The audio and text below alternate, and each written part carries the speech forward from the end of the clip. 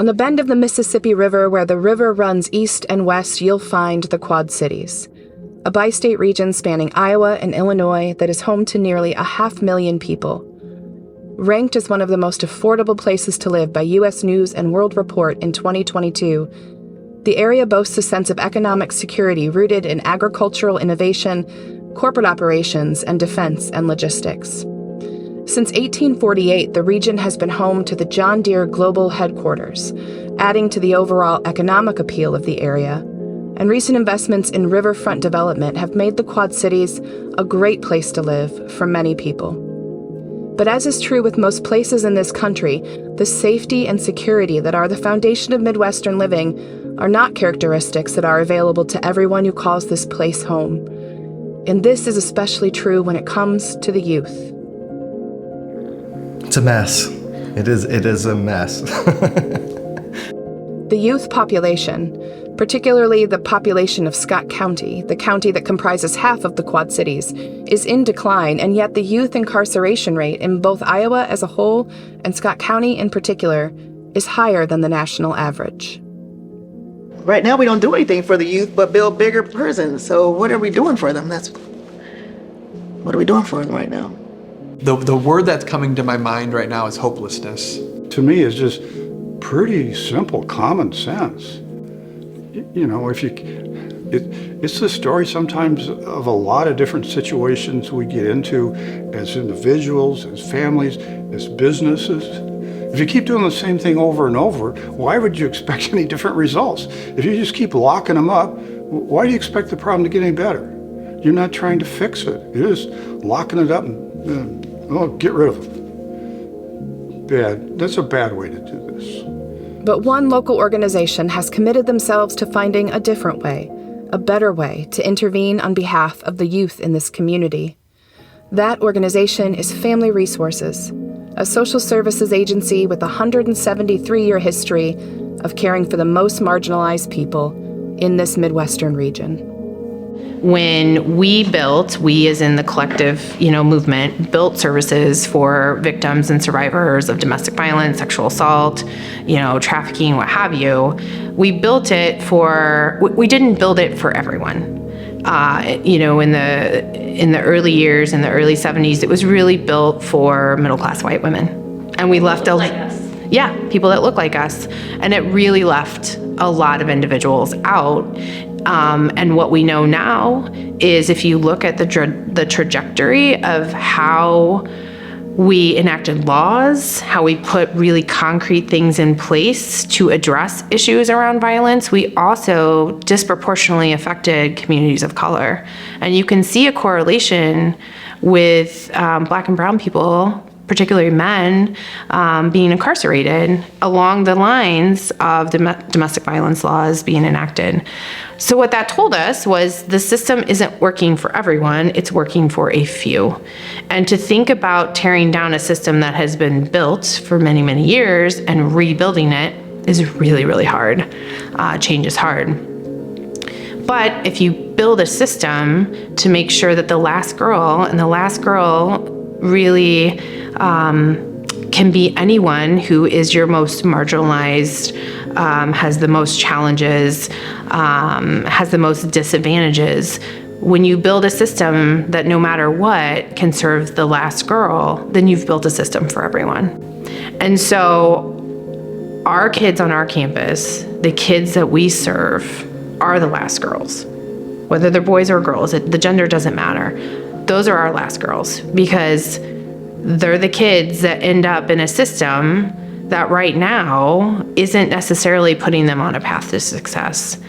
And I think it's because that system was built a long time ago, much like the anti-violence movement was built a long time ago, to serve a population that has changed and evolved over the years. And that system is also disproportionately affecting our communities of color. We all see that with the kids who we have incarcerated, who are in juvenile detention, who are in our foster group care programs, who are in foster homes, not just the group care homes. So when you think about the concept of the last girl and rebuilding a system that will serve the last girl, we're thinking about that in the anti-violence movement, but we at Family Resources are trying to apply that concept to also the youth that we're serving in our foster group care and just in our community. Given the rich history of this organization and the breadth of experience born from this history, Family Resources knows that the youth incarceration rate and the behaviors that lead to that statistic aren't a result of children who are fundamentally flawed. There is much more going on here than what we see on the surface, so to get a good look, it's important to span out and take in the whole picture, starting with what we see when it comes to meeting basic needs.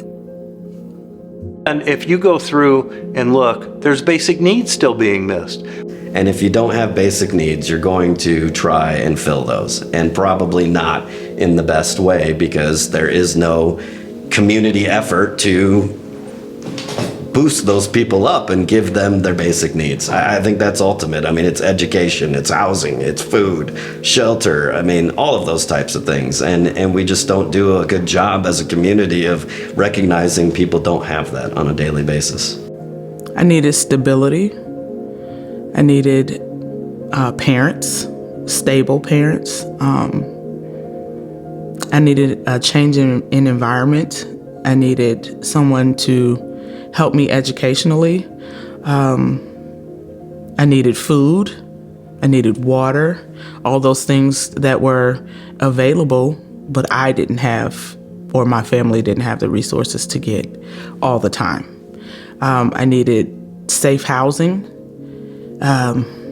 All the things that you need for daily living, I needed those things, and I didn't have them on a consistent basis. Like when kids go, well, she was saying, like when kids go to school and not dressing well, you know, they start acting up. You know, they're not feeling themselves. I can tell when a kid is going to have a rough day, like they come in, their clothes aren't clean, or, you know, their shoes are dirty, or they wearing the same outfit that they had on maybe yesterday or the day before. So I can always tell when one of my students, you know, when they're going to have a bad day, try to pull them in, but then how do you start that conversation with them? Because then you're overstepping some boundaries, you know, but you can definitely tell when they're having a rough day. Yeah. I mean, people should have a place to call their own, and they should be able to feed themselves. And if it comes through, you know, food banks or other resources, I mean, we just need to get it done. People need homes and food. But it doesn't stop with basic needs. When basic needs aren't being met, it is also likely that there is substantial trauma in the home, often from the earliest ages.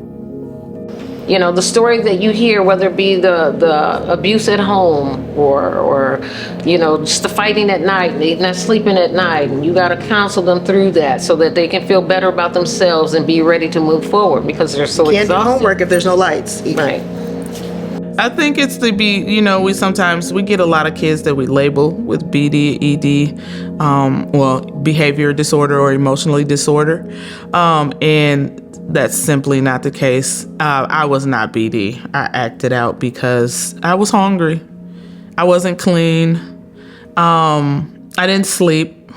Mom and dad argued all night, or maybe dad worked all week and then we didn't see him from a Friday to the next Tuesday.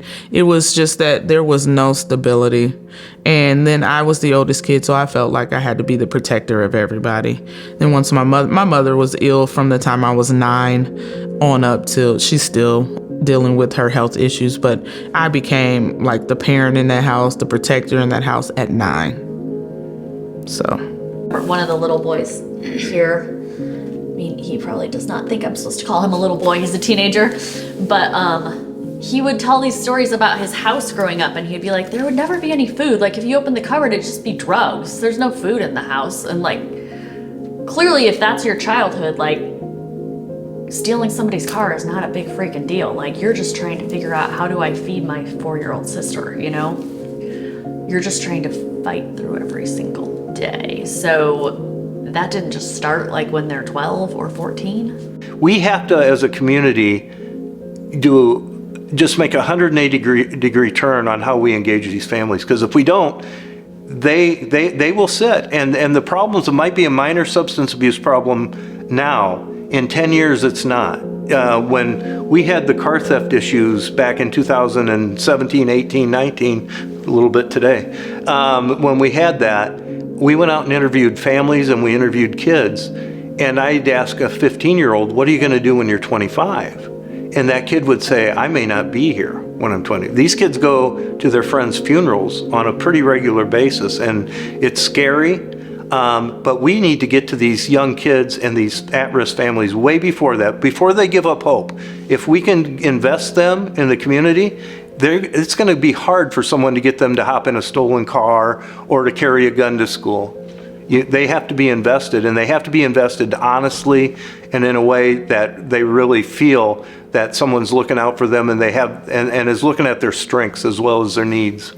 A story a while ago, this was maybe 10 years or so ago, we were doing a community service at one of the homeless shelters or like residencies and whatnot through a day program. I remember driving down there and the kid getting upset and, about having to go to the community service. And I was like, well, look at it as you're doing a good deed for someone. You're showing empathy towards someone and compassion and care. And his response to me was, why should I care about anyone? No one's ever cared about me. So whether that's reality or not, it was his reality because it was his perception. And that stuck with me as 10 years later, and thinking about that and how does someone show an attribute that's never been shown to them, or even if they feel like it's never been shown to them, and I think, like I said, I think, does it start at home? Of course, it always starts at home, and we can kind of take that stance and be like, not my child, not my problem, but then it becomes our problem because these are children of our community, it becomes our problem. Then when that child's breaking into our home or stealing our car or committing crimes in our neighborhood, and I would like for us to take more of a preventative stance in the sense of, it's not my child, but it is my problem because this is a member of the community. And if we are truly a community and a body, when one part of the body is hurting, it can affect the rest of the body. And so deeply committed to understanding that there is no such thing as other people's children, Family Resources set out to find the places in their lives where early intervention might help change their trajectory. But to do this, they needed help from an important new partner. Well, the project started with the Community Foundation and the Morency family. The Morencies have for years had an interest in children and youth who are aging out of foster care. In fact, they have scholarships they've set up for children and youth who are aging out and going on with their education. So we knew they had an interest in this, and we knew they had supported Family Resources in the past, and they were looking to go deeper in their philanthropy. They wanted to take it to the next level and see what they could do to move a needle. Talking about the history of our family with Family Resources is one of my interesting stories, because we had supported Family Resources for many, many years in smaller financial donations. And then that just kept growing every year. And I will never forget the meeting with Nicole, one of our very first meetings, and I didn't know Nicole real well. And we walked in and said, we would really like to provide money to upgrade and develop that off-site campus you have for young people that are aging out of foster. Great, we'll get together and talk about that. And Nicole came and we talked about it, and it became evident real quickly that that wasn't what she really wanted. And she started to talk about some of the bigger problems in foster care, or in young people, really, not foster care, was The system in general. yeah, where can we best serve younger people? And then I was out for a run one day, and I kept thinking about what Steve and Kathy said about how they wanted to provide a transformational gift. And I kept thinking about the kids that are in our care, and I've been doing this work now for 14 years, not all of it in child welfare, but it really all ties together, the work that we do at Family Resources. And I just kept thinking, if we really want to be transformational, why are we designing a program that's helping kids at the end of their continuum of services, and why aren't we trying to transform the system that eventually gets them there? How do we go back and intervene and think beyond the services that we already provide? And I started trying to think about it from a perspective of, where Steve and Kathy come from. And, they're in the for-profit world and manufacturing businesses. And nonprofits don't get the luxury of research and design. We don't get the luxury of thinking beyond contracts and stipulations and requirements that we're given through grants. And if we really could just take a step back and help families and youth and individuals in a really innovative and more flexible way, would we do it differently than what we're doing now? And that idea just kept, running around in my head, like, how do we really transform the system? So that's where we got. We already had a proposal for youth transitional housing put together. We had all the data, all of the information. We had done all the research. And I totally took it another direction. And I even said that to Steve and Kathy and Ryan and Kylie when we met. I said, this is a real risk. I know you, when we met, we talked about this, but hear me out. And so I proposed just investing in family resources and giving us time to think differently about how we truly impact and help youth and families and do it earlier. And I didn't have an answer. I said, what we need is time. We need time, and we need to use the people that we already have at Family Resources who have expertise in this field, who have been in this field for a long time, who know the system, who've seen the flaws, who've seen the gaps, who've had to work through those challenges, who've had to help families jump through hoops to get their kids back. We have those resources available, but we're not putting them towards thinking differently about how we help kids and families. And they went for it. Nicole told us what she'd like to do, and I instantly said, okay, let's do that. Here's our family belief, and that is that everybody deserves a fair chance, an equal chance. Equal may not be quite the right word, but certainly a better chance than a lot of young people have. And so began the Morenci Transformational Project, an 18-month research and development effort intended to help rally and redirect the resources of this community toward early intervention in the lives of families. I think the project is about stepping in and intervening at the beginning, like before kids get all the way down the path and have had several traumatic things happen. Can we somehow intervene when there is the first inkling that, we need a little bit of extra support here, we need a little bit of extra help? And what are the ways to do that effectively? What is the evidence around that? I would definitely say that we need to look past the behavior and dig deeper and see what the real cause of the behavior is.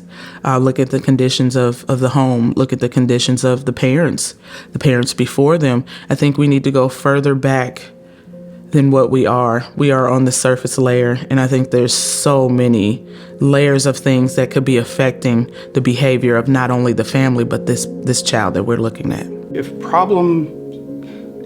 the beginning of a problem can be identified at a very young age and rectified, you're not going to have that problem. The project had some main players who were tasked with focusing only on this work so that the research and development could be seen through to completion. I'm Stephanie Hernandez, and I'm the director of our Child Welfare Juvenile Justice Services. I've been with Family Resources a little over 19 years, and majority of those years have been spent in foster group care. So I'm Emily. I work as the Survivor Services Director most of the time. Right now I'm pulled off to do this project, so we're all shifting gears, but my master's degree is in counseling. However, I started my career in the Quad Cities at Family Resources as a child advocate at the domestic violence shelter. That was a little more than 20 years ago. This is the third time I've been at Family Resources, and I've worked at several social service agencies in the Quad Cities, primarily working with youth and families who are exposed to trauma in various capacities. And that's where I'm at now. I actually came back when we got our homicide and other violent crimes program because I'd worked a lot with grief and trauma, and it felt like a really good transition with the other survivor services stuff I had done with violent crime in the past. So I was at-risk youth growing up. Grew up in very impoverished conditions. experienced some of the things that I know the youth experience now that are in our programs or that are struggling in our communities and things like that. So I feel like I can relate to them as far as I knew what I needed, just didn't know how to get to those things or didn't have the resources to get to those things at that time. And then as I grew up and grew out of that, I had the willpower to change some things. So I did, and I work with behavior disordered and emotionally disordered children for 21 years with the Rock Island School District, which gave me a lot of experience dealing with kids with those issues and with some of those experiences or growing up in a certain type of environment that produced some of those conditions. And I just kind of learned how they coped and how resourceful they were, and why, some of the reasons as to why. So I feel like that experience, as well as growing up in that kind of environment, can help with this project. And so they began by asking the communities most in need of early intervention questions about what they were missing and how they could be more helpful. This is what they learned. My name is Marcus Starling.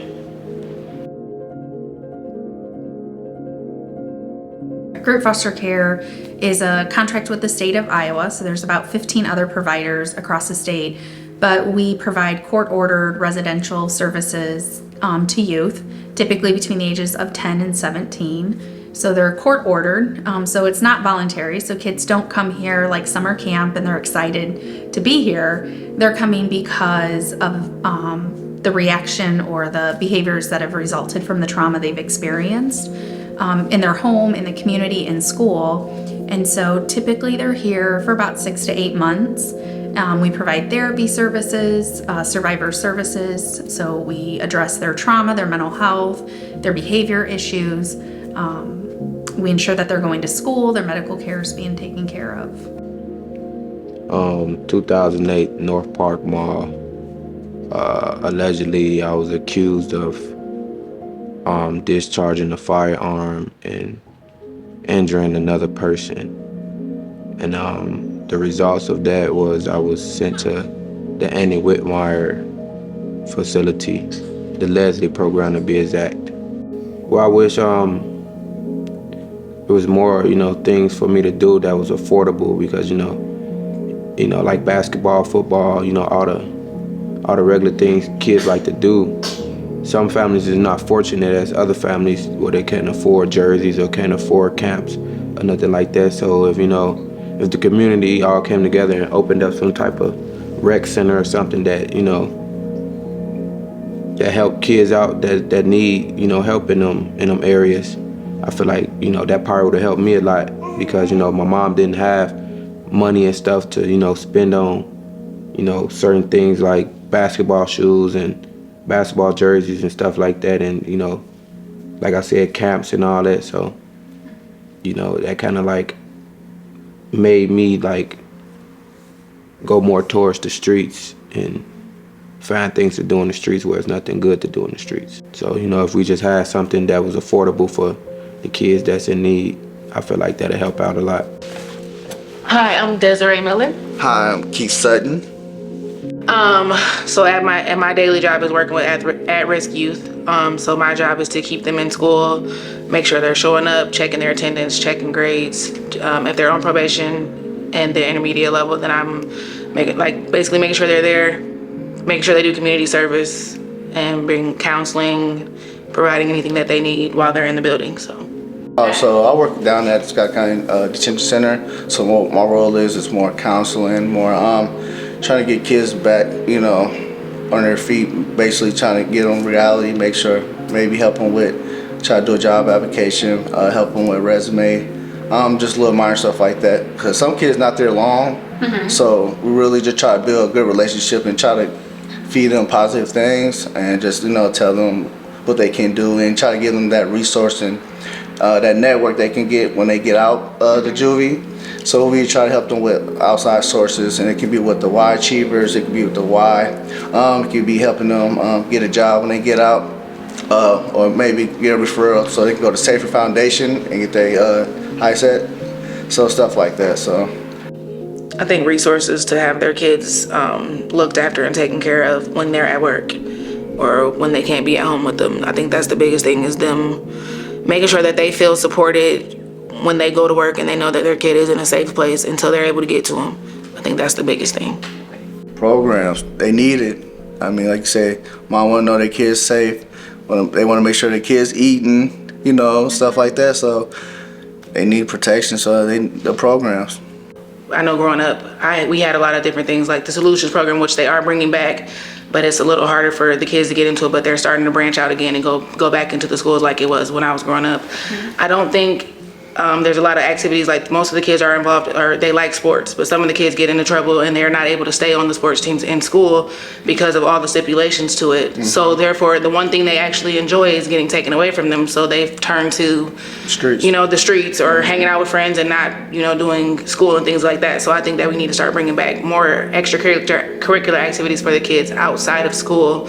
And especially for those who don't make the school teams, we need to start having activities for them based on the things they like: basketball, football. They're not able to do those things anymore if they can't make it through the school day or because of the stipulation. So we have to start finding funding to get these kids involved in positive things rather than being out on the streets. The longer they listened, the clearer it became that the same themes would emerge time and time again. These kids, our kids, like all kids, are craving connection. Well, we are both educators in the Rock Island School District. I've 30 years of experience. She's like 25 years. So we've been involved in the community. We are from Rock Island, so we've been involved in the community forever. We do a lot of things outside of our schools. We go into our communities. We talk with kids, we play with kids, we go on bike rides with them when we're not in session with kids. We participate in a lot of things outside of our buildings as well. And we've organized activities for our students at our buildings, whether it be after school program, organizing sports activities, because we're pretty much sports orientated. So we do a lot of those types of things, taking our kids, take them out to dinner, giving them rewards for outstanding behaviors, things like that.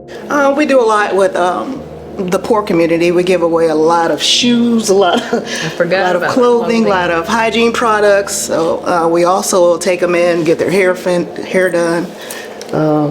What else have we feed done? them. I even had hair cutting. I even did barbershop in my class, so we cut hair. She would give the young girls tutorials on how to maintain everything from brushing your teeth to oral hygiene to physical bathing. And because we come from a community where there are a lot of diverse learners, I can tell you we could bring some counseling. They need that. They need some outlets of people they can talk to, but trust people who are going to come in and care about them, because kids might not be able to understand everything that's in this book, but they can understand us and they can read our body language and they know if you're blowing smoke or if you're bringing the smoke. Hello, my name is Jake Klipsch and I am the Instructional Leadership Director for the Davenport Schools. We have, our regular school counselors are excellent, but the needs are beyond what they can typically even offer. It really goes into, that's where that, it's a spectrum of like, there's the school counseling and then there's like community support, social services, and the need, it kind of, our counselors are supposed to be delivering lessons to students on a variety of different things and, on digital citizenship and how to be, whatever those things might be. And so they're going in teaching lessons, and they're also trying to kind of be a social worker, and so that is definitely a need, is that we could easily connect another person into every one of our buildings, and they would be busy. Bring some people in who are genuinely want to be there for the kids, not there just to collect the money. Because we know in our field alone, and even as you guys, you're not in this for the money, because we're not getting paid enough to do what we do. Pennies. Period. As the kids would say, we don't get paid enough. So when we talk about bringing in programs, we got to make sure these are genuine people that we're bringing in. You can't just say, I'm about to get this job and working with these kids, and then at the end of the day, you going off on these kids and you're not, building them. You're tearing them down. We need those kind of people to build that structure to get our kids, on track. Turning this thing around with these young kids or whatever, you gotta be able to understand them and understand the situations they come from and the way they was taught and the way they think. Because, you know, you never know what a person go through from birth and up until the time you meet them. So that's really just like the big thing to me is just like understanding people.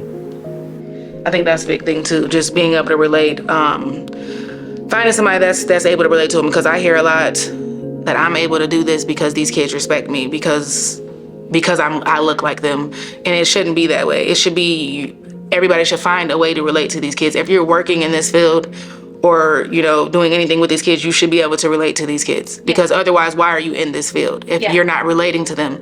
It shouldn't be relating to them based on color or because I dress like them or because I build relationship with these kids. These kids don't know me from day one when they walk into the schools. I find an end to these kids. I figure out what they like, and I walk up and I just start interrupting the conversations like, hey, oh, what are we talking about today? You know, I find a way to get into the conversation, and then these kids start, oh, she's cool. You know, I can talk to her. So that's the biggest thing is, yes, building that relationship, relating to the kids. You have to do it all the time. Miss Thomas Johnson and Miss T can tell you that I'm always saying something positive to kids. I don't care if you got a booger on the side of your head. You are so handsome this morning. Oh, look at that beautiful face. I'm building them up constantly. I don't care if they got 4 eyeballs. Ting, ting, ting. You are so beautiful. Your eyes are so beautiful. You can see the world. And they believe it, whether I believe it or not. Yes, they believe it. I say it enough that they believe it. You see what I'm saying? Just because I look like this don't mean I'm doing anything. I can be the nicest person in the world. I can have everything together, but just because I'm wearing this hat a certain way and my pants might be a little too low on my waist doesn't mean that you got a criminal on your hands. I can tell you, you're beautiful all day. That's gonna make you smile. You're smiling right now because you're beautiful. But I'm telling you this every day where you might wake up saying, I'm the ugly duckling. No, you're beautiful. You're handsome. You know, they make you smile. You feel good about it. And that's what it's about, is making these kids feel good so they want to do something else to get something out of you again. They come at you all the time. Like, what's she gonna say today? Yeah, it's huge. So when we talk about bringing in people to run these programs, you gotta be able to build a relationship with the kids. And it's gotta be genuine. And they didn't just stop with the stories. They dug deeper into the data to be sure they were headed the right direction and enlisted more vital community partners in helping to determine the next steps. Hi, I'm Melissa Scher at St. Ambrose University Public Health Program with the Institute for Person-Centered Care. Creating the questionnaire is really an important part because it's like with any data, it's the garbage in, garbage out thing. If you don't ask the questions in the way, you're not going to get the information that you want. So that was really an important process for us to work with you directly, because you're kind of the technical experts, and then we can help you frame the questions to get the data that you want so you can, kind of learn what you really want to learn. And so that was a big part of creating that. And so the questionnaire, I think, turned out to be pretty rigorous because the results that came back were stuff that you wanted to know. Things about access and availability and how services might be here, but individuals had a hard time accessing them. And what came out really strongly was that was linked to the social determinants of health and issues related to housing and childcare and transport. So again, the services exist in our community, but people had access issues. The other thing that came out very strongly was the focus on prevention and how we can reinforce our focus on prevention to avoid accessing these high-level services in the first place. And then again, the other gap was, once we're accessing, how can we get kids out of the services and in a safe place, or how can we divert them or change services so the higher level services, like associated with juvenile justice or even foster care, we can do it in a way that's more supportive to the child and his or her family. The results of the qualitative study pointed in the same direction as the stories. This community has to find a way to meet the basic needs of these children, and it has to be done through genuine connection. Yeah, the 3 I think that came out most strongly are linked to basic needs. So kind of that hierarchy of basic needs. Everyone needs food, shelter, and family, that type of thing. And so when those 3 break down, you can't even start accessing services when you don't have those key things.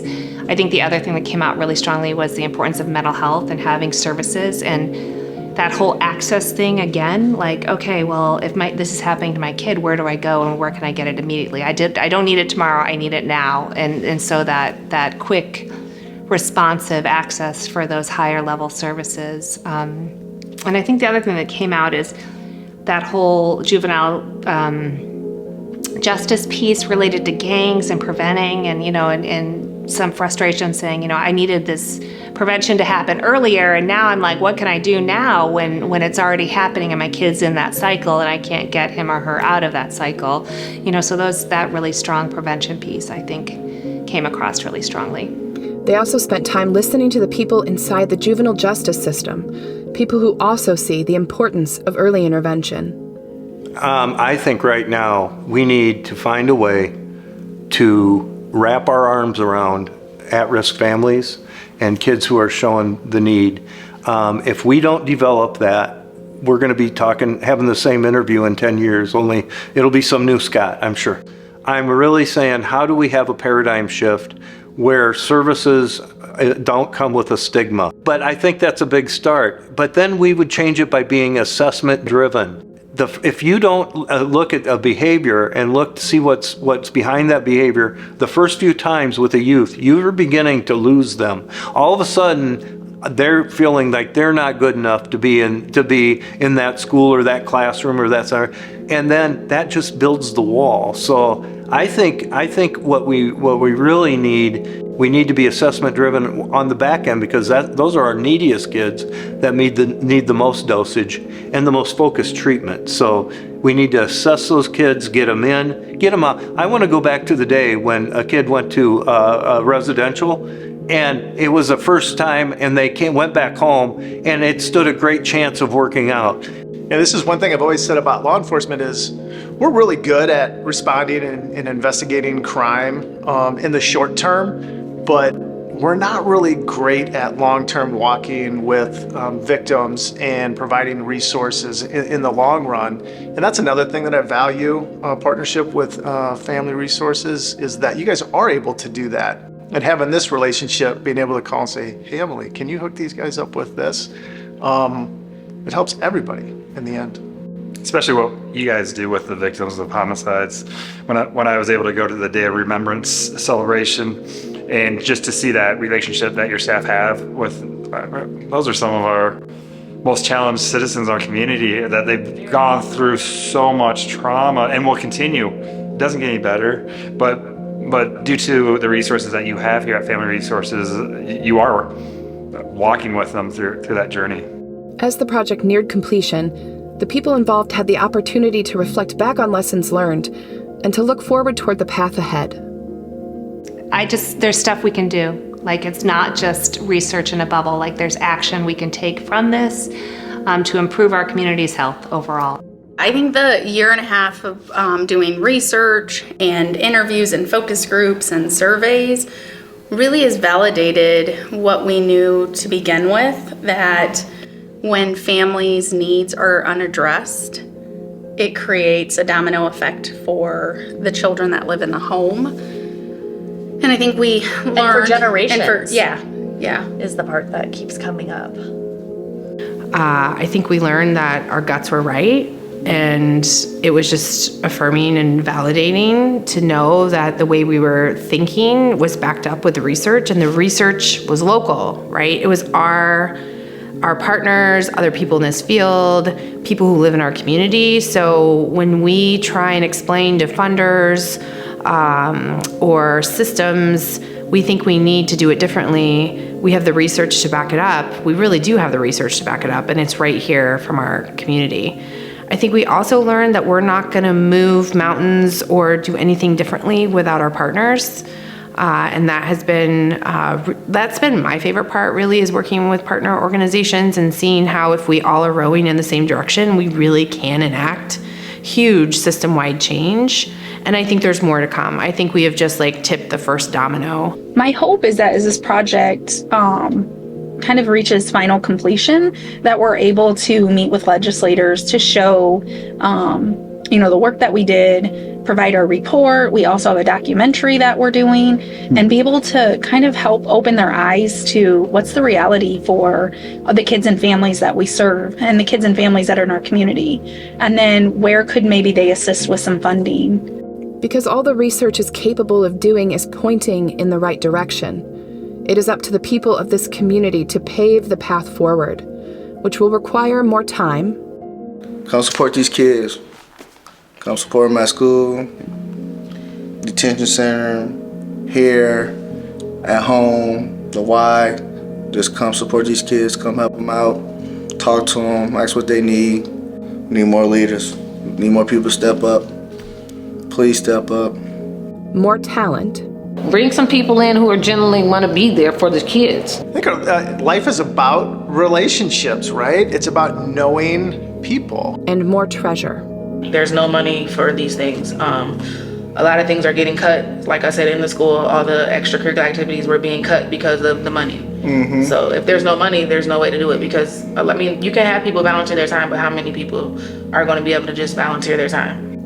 The one that really has surprised me, and I remember because it's only a couple days ago, but Nicole had sent me an email about a really good meeting that she'd had, and my response to her was, you plant one seed and it's really kind of amazing what a beautiful garden it turns into.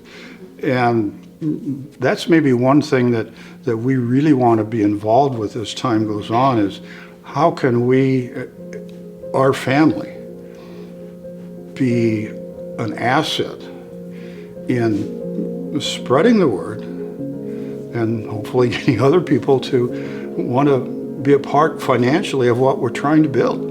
I always try to come from the perspective that how would I want someone to act if this was my child? Like, I don't think these are other people's kids. I think this is how we treat children. It will take a commitment to caring for our kids because we know that kids deserve to be cared for. That's one of the big things, is just be there just as much as you can. And it will take partners like you to help us make it happen. But to have a program that somebody says, oh, if you want to see a really good program, go to Davenport, Iowa. Talk to the folks at Family Resources. They've figured it out. Wouldn't that be great?